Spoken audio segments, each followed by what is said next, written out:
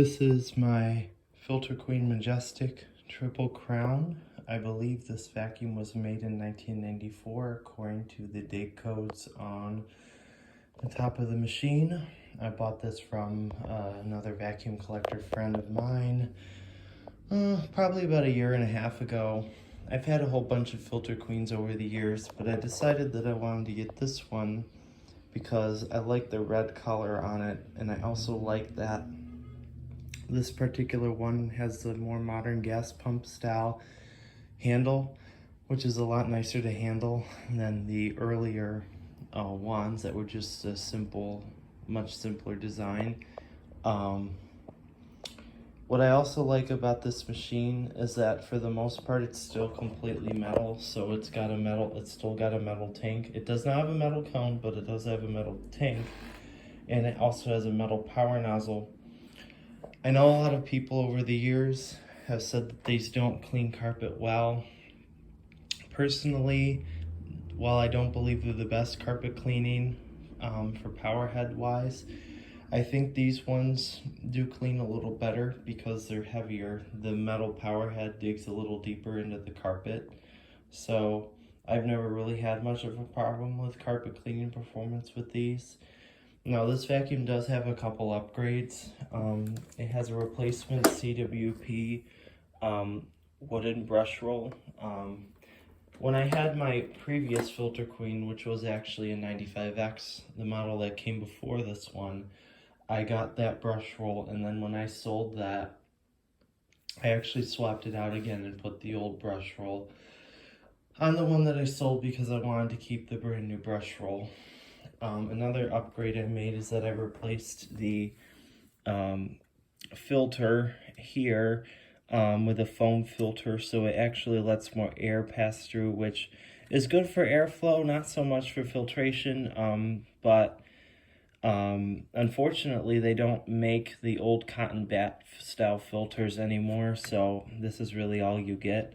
But I've never been too concerned with the filtration to the extent that I feel like I would need anything more than just this cotton. It's just good enough, I guess, for catching carbon dust. I will say something else I do with this machine that a lot of people will not like to hear is that I do occasionally use generic filters in this vacuum, but another collector taught me a trick. So what I do with these, if I am going to put a generic filter in, I put 2 filters in there, so it's a double layer. So as long as that double layer is in there, I'm not too concerned about the dust emissions or the dust going up through the motor because there's 2 layers of it. So I found in a pinch, if you can't get genuine filters, just get the generics but double layer them and they should probably do just fine.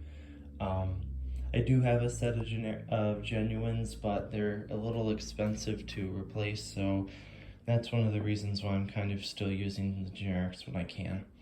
Now, funny enough, this vacuum does not really get used as a normal household vacuum a lot by me, even though it's complete with a set of tools. I actually usually use this as almost like a shop vacuum to clean out my other vacuums, so like my bagless Phantoms for the most part, and any other vacuums I might get in to flip and resell. I use this to clean them up, and it works just fine. People think these lose power. They really don't. I fill these up pretty much completely every time before I empty them, and I still have enough power. Like, there's literally about to be stuff sticking out of the vacuum. The dustbin is so packed in it, yet the vacuum still has power. And a lot of that is because, one, it has a large capacity dustbin, but also because it uses cyclonic action. Just goes to show you, Dyson was not the first to use cyclonic action in a vacuum, where air is circling around this the filter cone, and then finer particulate is going to be filtered out through the first set of filters, and then the rest, I guess, will be filtered out through the motor exhaust. They're generally pretty quiet vacuums, and they're reliable vacuums. Now this one is starting to get a little bit of bearing noise because it's been used heavily in the last year and a half that I've had it. but it's still a great machine, and even to this day they still make good vacuums.